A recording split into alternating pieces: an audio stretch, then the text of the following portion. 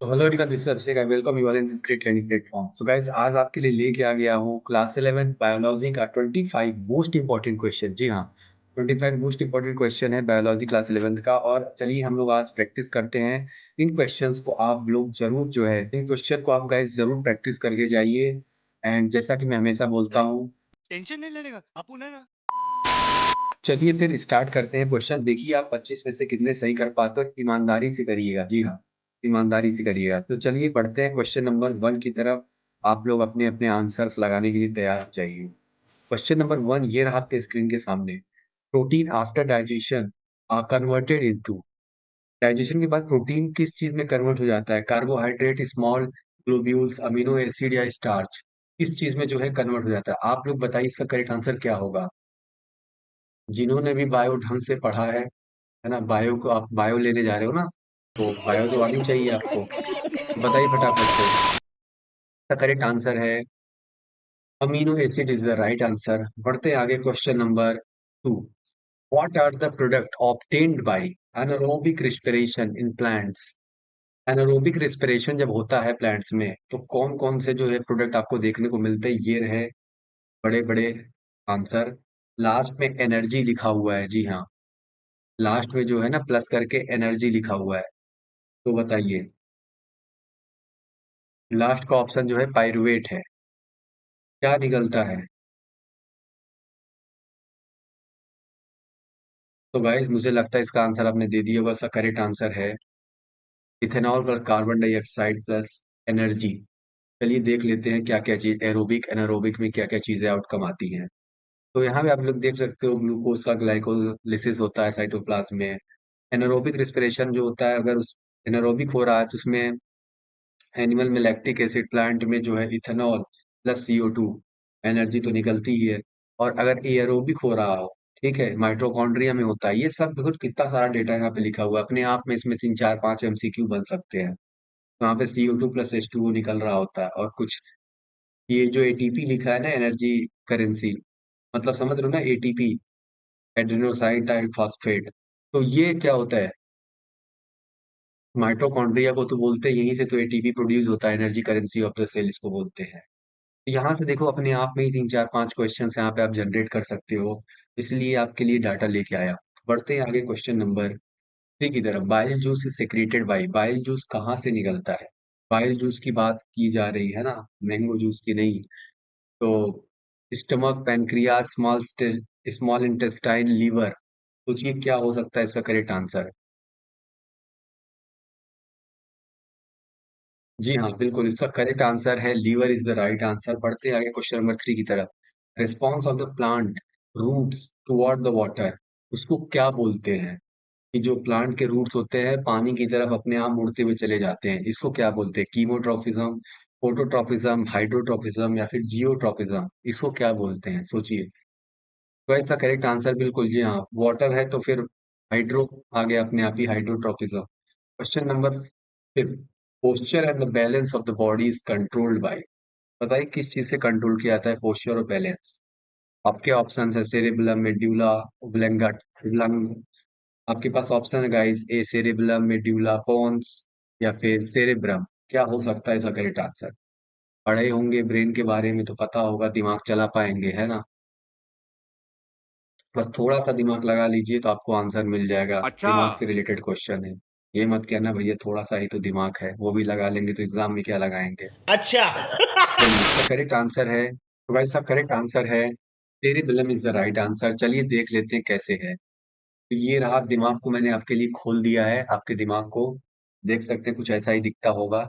इसमें जो है 3 पार्ट आपको दिख रहे हैं, सेरिब्रम, सेरिबेलम और मेड्यूला, यानी ब्रेन स्टेम। इन सभी के फंक्शंस लिखे गए हैं। प्लीज आप लोग इसका स्क्रीनशॉट ले लीजिए, पढ़ लीजिए, देख लीजिए एक बार अच्छे से।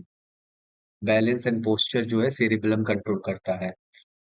हार्ट रेट में, दिल की धड़कनों में चेंज आता है ब्रेन स्टेम के कारण।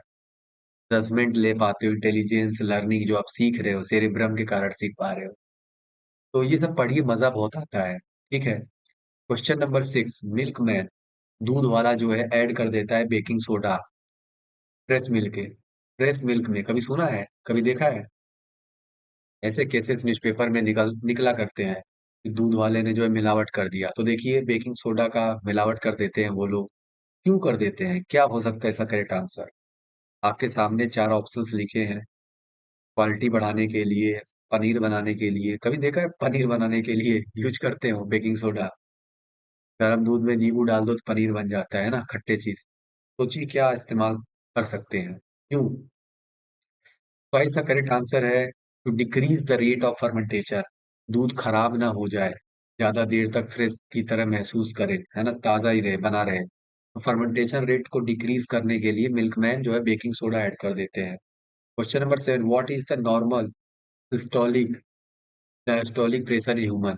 नॉर्मल सिस्टोलिक और डायस्टोलिक प्रेशर ह्यूमन में कौन क्या होता है बताइए। ऑप्शन आपके स्क्रीन के सामने है। बीपी वगैरह कभी नापे होगे तो पता होगा, है ना, घर वगैरह में किसी ने भी नापा होगा तो बोलते हैं ना नॉर्मल इतना रहना चाहिए। तो ये पूछ रहे हैं आपसे नॉर्मल कितना रहना चाहिए, इसका करेक्ट आंसर क्या होगा? बिल्कुल आसान आंसर है, जल्दी बताइए। इसका करेक्ट आंसर गाइस 120/80 यही रहना चाहिए। यहाँ पे देख लेते हैं, इससे ज्यादा हुआ देखो 120 से कम, 80 से ऊपर, इतना है तो ठीक है, lower range upper range. But इससे ज्यादा कम हुआ तो देख लो फिर हाई बीपी के शिकार आप बन सकते हो या लो बीपी के। ठीक है, बढ़ते हैं आगे। क्रायोफिल्म, ये क्या बोल रहा है, can be propagated vegetatively by the, कैसे जो है वेजिटेबल ये आगे प्रोपगेट हो सकता है? सोचिए हम लोग अलग अलग मेथड्स पढ़ते हैं ना, कोई रूट से होता है, कोई लीफ से आगे बढ़ जाता है, किसी का जनरेशन फ्लावर से आगे बढ़ता है, कोई स्टेम से। इसको कैसे आगे बढ़ा सकते हैं? सोचिए ब्रायोफिल्म, पता ही नहीं होगा तो नहीं बता पाओगे है क्या ये चीज, किस बला का नाम है। तो चलिए बता देते हैं, ब्रायोफिल्म जो है लीव्स के माध्यम से, है ना, लीव्स के माध्यम से हम इनको आगे फर्दर नए प्लांट्स को रिप्रोड्यूस कर सकते हैं। तो यहाँ पे आपके लिए जो है देख लीजिए किस प्रकार से, सोचिए एक पत्ती है, इसके ऊपर नए नए प्लांट्स कैसे उग रहे हैं। तो ये है लीव्स के माध्यम से, लीव बर्ड्स ऑफ ब्रायोफिलम। बढ़ते हैं आगे क्वेश्चन नंबर 9 की तरफ। Fruits are form from, fruit कहाँ से फॉर्म, फ्रूट कहाँ से फॉर्म होते हैं? ऑप्शंस आपके स्क्रीन के सामने, स्टेमन, स्टिग्मा, ओव्यूल, ओवेरी। फटाफट बताते जाइए और देखिए आप 25 में से कितने क्वेश्चन सही कर पाते हैं ईमानदारी से। बहुत जरूरी है इन क्वेश्चंस की प्रैक्टिस करना, क्योंकि इसी तरीके के एग्जाम्स में, कॉम्पिटिशन्स में आपके पूछे जाते हैं आपके बेसिक क्वेश्चन, तो यही नहीं समझ में आता कि क्या होगा इनके आंसर। तो आई होप इसका आंसर आपने दे दिया होगा। इसका करेक्ट आंसर है guys, ovary is the right answer. बढ़ते हैं आगे फटाफट से। AIDS is a deadly disease which is caused by, एक प्रोटोजोआ या फंगस या वायरस या बैक्टीरियम। तो एड्स क्या है, बहुत ही जानलेवा बीमारी है, किसके थ्रू ये कॉज होता है? सोचिए इसका आंसर क्या होगा। इसका करेक्ट आंसर मैं आपको बताने जा रहा हूँ। सबसे पहले देखो एड्स का फुल फॉर्म क्या होता है, एक्वायर्ड इम्यूनो डिफिशियंसी सिंड्रोम, इसके द्वारा कॉज होता है। इसका करेक्ट आंसर है गाइस ए वायरस, जो कि नाम में ही वायरस है, होता है ना, HIV वायरस से कॉज होता है। तो HIV है क्या, ह्यूमन इम्यूनो वायरस, इसी से तो कॉज होता है ये, ह्यूमन इम्यूनो वायरस से। तो एक तरह का वायरस ही तो है। Question number 11, the longest fibre on the cell body of a neuron is called, neuron में जो सबसे लंबी वो फाइबर होती है उसको क्या बोलते हैं? जल्दी से बताइए। Axon, seat, cytoplasm, dendrites. Longest cell होती है, सोचिए क्या हो सकता है इसका करेक्ट आंसर? तो इसका करेक्ट आंसर है axon is the right answer. देखिए आप 25 में से कितने सही कर पाते हो। ये रहे इसका आंसर। देखिए एक्सॉन आपको कितनी बड़ी दिख रही होगी, है ना, इमेज में छोटा दिख रहा होगा, बट ओवरऑल देखा जाए तो ये न्यूरॉन में, जो कि न्यूरॉन अपने आप में सबसे बड़ी चीज है, तो ये एक्सॉन जो होता है उसमें भी बड़ा वाला पार्ट होता है।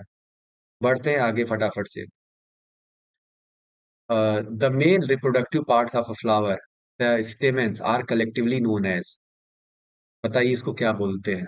Mail reproductive parts of a flower, the stamens, इन सभी को एक साथ मिलाकर क्या क्या नाम दिया जाता है इनको? देखिए क्वेश्चन आप करके जाइए, 25 ठो है ना, और इसके पहले जितने भी वरदान सीरीज को क्वेश्चन है आप जरूर करके जाइए, देखिए फिर एग्जाम में आपको कितना फायदा मिलता है। इसका करेक्ट आंसर है guys androecium is the right answer. बढ़ते क्वेश्चन नंबर 13 की तरफ।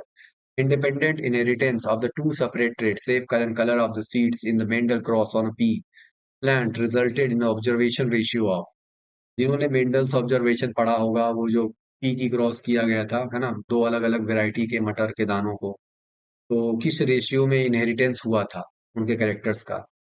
आपको यहाँ पे उन रेशियो का जो है नंबर्स लिखा हुआ है, आप लोग को बताना है which one is the right answer. इसीलिए मैं कहता हूँ एनसीईआरटी पूरा पढ़ा करिए। एनसीईआरटी पढ़ोगे तो बहुत ज्यादा उसमें चीजें लिखी रहती हैं, है ना, कई सारे एमसीक्यू के आंसर उसी में दिए रहते हैं। तो इसका करेक्ट आंसर है 9:3:3:1। ये देख लेते हैं कैसे इसका करेक्ट आंसर है। देखिए, राउंड और ग्रीन मिलाया गया, रिंकल्ड एंड येलो, तो कितने प्रकार के जो है कैरेक्टर्स बन के नीचे आए मिलके। राउंड एंड येलो का जो रेशियो निकल के आया 9 निकल के आया था, राउंड एंड ग्रीन का 3, रिंकल्ड एंड येलो का 3, रिंकल्ड एंड ग्रीन का 1 निकल के आया था, यानी कि इनका रेशियो एक्सपेरिमेंट के बाद 9:3:3:1 में आया था। बढ़ते हैं आगे, क्वेश्चन नंबर 14 की तरफ। Trade in organism is influenced by, कोई भी ट्रेड मतलब कैरेक्टर होता है किसी भी ऑर्गेनिज्म में, तो किससे इन्फ्लुएंस रहता है? सोचिए क्या हो सकता है इसका करेक्ट आंसर। वैसे करेक्ट आंसर है बोथ। हाँ, both maternal and paternal DNA.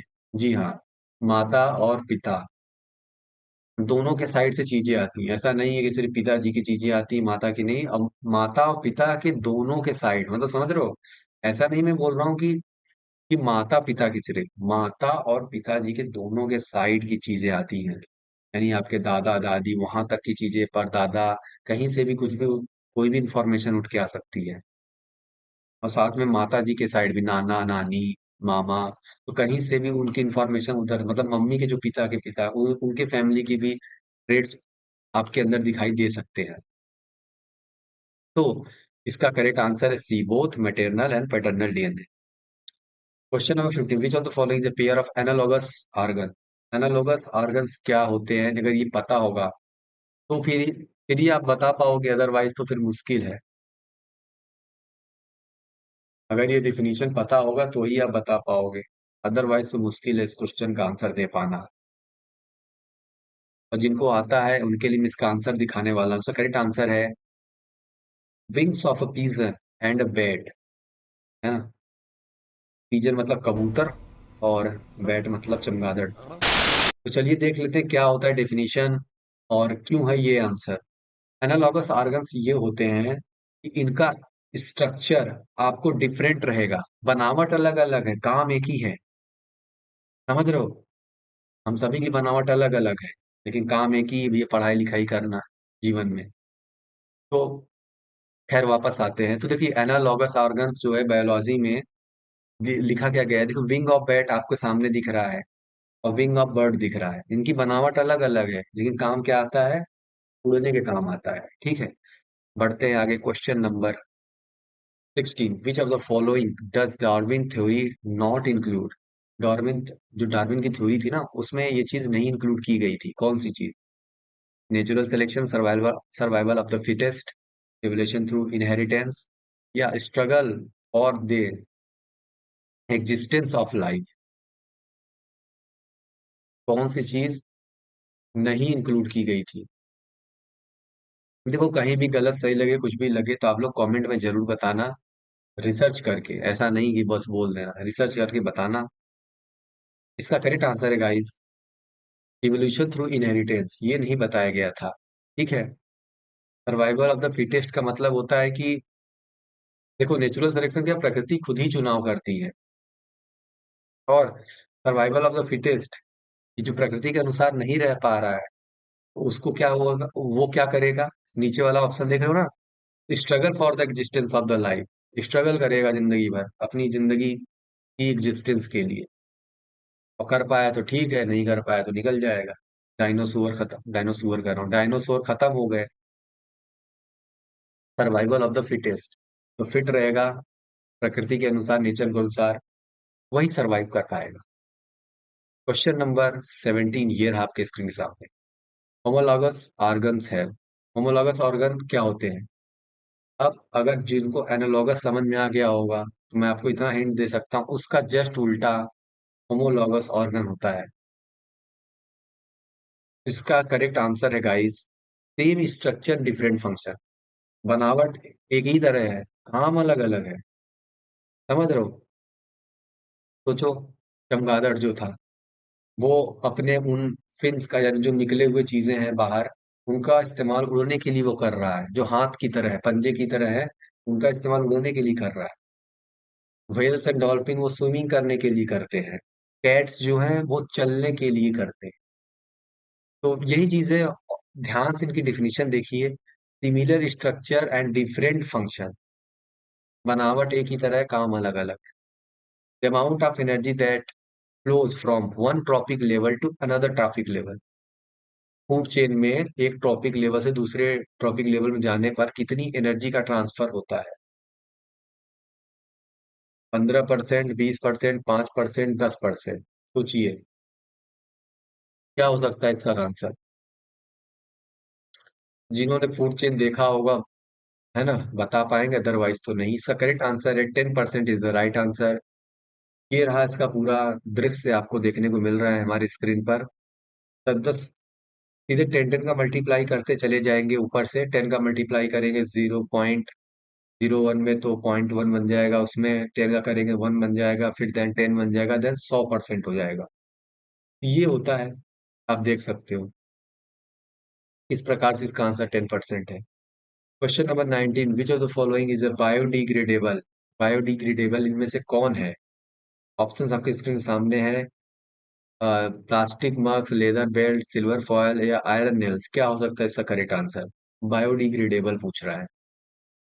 बहुत आसान है, इसका करेक्ट आंसर है बी, लेदर बेल्ट्स, है ना। छोड़ दो अपने आप तो खत्म हो जाएंगे, लेकिन प्लास्टिक मग, सिल्वर फॉयल, आयरन नेल्स अपने आप नहीं खत्म हो सकते।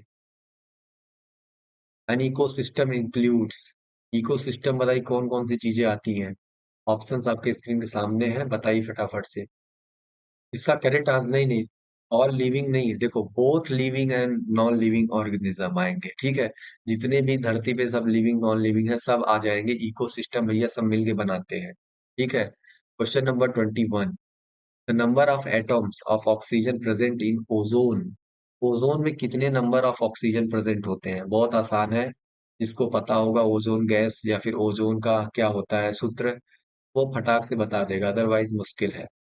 द करेक्ट आंसर है guys, 3 is the right answer. O3 बोलते हैं ना, O3 को ओजोन बोलते हैं। Question number 22, which of the following content chlorophyll helps to absorb light? Chlorophyll में ऐसा क्या होता है कि वो लाइट को एब्जॉर्ब करता है, इसकी वजह से? ऑप्शंस आपके स्क्रीन के सामने, मैग्नीशियम, बेरिलियम, कैल्शियम, स्ट्रोंशियम।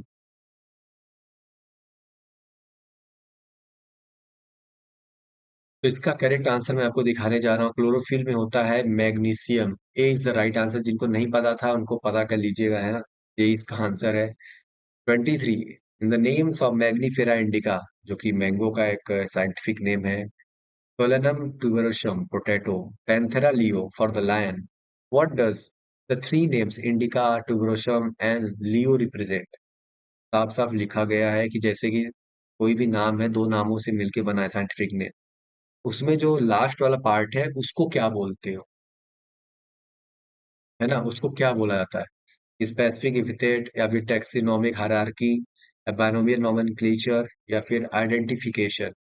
क्या बोला जाता है? इसका करेक्ट आंसर है गाइस, नहीं पता है तो इसको जान लीजिए, है ना। देखिए आप 25 में से कितने क्वेश्चन कर पाते हैं। स्पेसिफिक एपिथेट, अब जो मैं आपको दिखाने जा रहा हूँ, जैसे कि इसेस्ट्रिया कोलाई, इसका असली नाम क्या है? ये तो साइंटिफिक नेम है, आप लोग कमेंट में बताइएगा। देखिए दो पार्ट से बना है, जेनेरिक नेम और इसका स्पेसिफिक नेम। जैसे होमो सेपियंस फॉर द ह्यूमंस, ठीक है, उसका जेनेरिक नेम है, उसका स्पेसिफिक एपिथेट है होमो सेपियंस, जीनस और स्पीसीज जिसको बोलते हैं।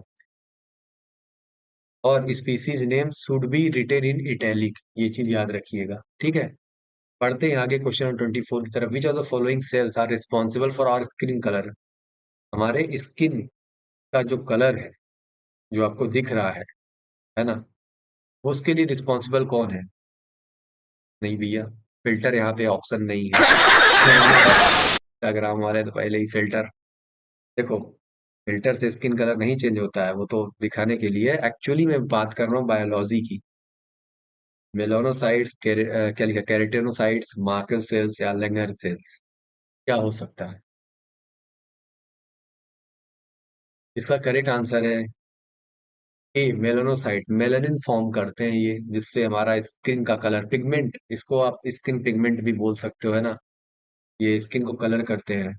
कलर करते नहीं, मतलब कलर देते हैं, इनकी वजह से सबके स्किन का कलर कलर होता है इस प्रकार से।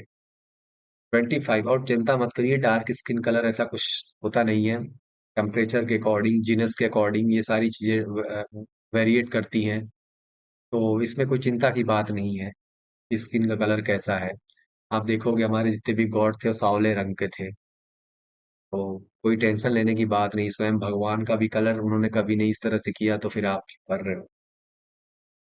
Rhizobium is a kind of photosynthetic bacteria, symbiotic bacteria, parasitic bacteria, या सेप्रोट्रोफिज्म। क्या होगा इसका करेक्ट आंसर, जल्दी बताइए। सुना है राइजोबियम का नाम? नहीं सुना है तो अभी तो बोला हूं, अब तो सुन लिए होगा। वाह क्या सीन है। तो इसका करेक्ट आंसर क्या हो सकता है? तो इसका करेक्ट आंसर मैं आपको बताने जा रहा हूँ, देखो, B, symbiotic bacteria.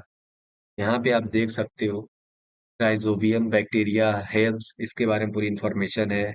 Leguminous plants by converting atmospheric nitrogen to soluble form for the plant to make protein, and in return plant provide the bacteria with sugar और food। यही है सिम्बायोसिस रिलेशनशिप, है ना। अब ध्यान से सोचो, ये ऑप्शन क्या लिखा है, पैरासिटिक बैक्टीरिया। यानी कि ऐसा समझो कि जैसे ऐसा समझो कि जैसे वो था ना पिक्चर, अतिथि तुम कब जाओगे, तो उसमें क्या होता है, परेश रावल आता है अजय देवगन के घर पर।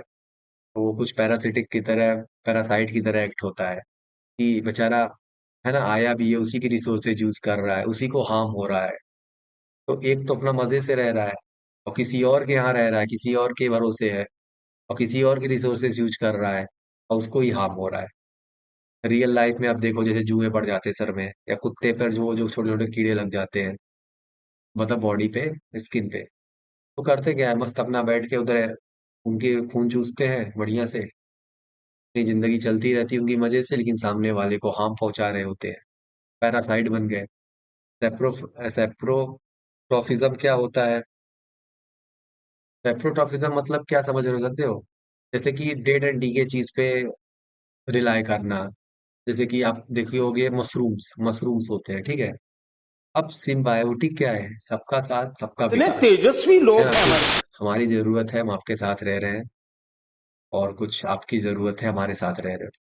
ठीक है, जैसे कि अब तो आप ऐसे समझ सकते हो, आपने देखा होगा गोलमाल में किस प्रकार से जो है, गोलमाल में अजय देवगन और बाकी उनके दोस्त जो है वो अंधे परेश रावल और उनके घर जाते हैं। तो परेश रावल के लिए उनका बेटा मिल गया, है ना। जब मैं छोटा बच्चा था, बड़ी शरारत करता था, तो उनका बेटा मिल गया, और उनके लिए उनका एक घर मिल गया रहने को। तो सिम्बायोटिक रिलेशनशिप में रह रहे हैं वो, एक दूसरे के लिए बेनिफिट भी करा रहे हैं। वो उनके बेटे वाला सारा काम कर रहा है, वो उनके घर वालों की तरह, गार्जियन की तरह सारा काम कर रहा है कि नहीं, ये मेरा घर है, हम लोग यहाँ रहते हैं, ये हमारे दादा दादी है।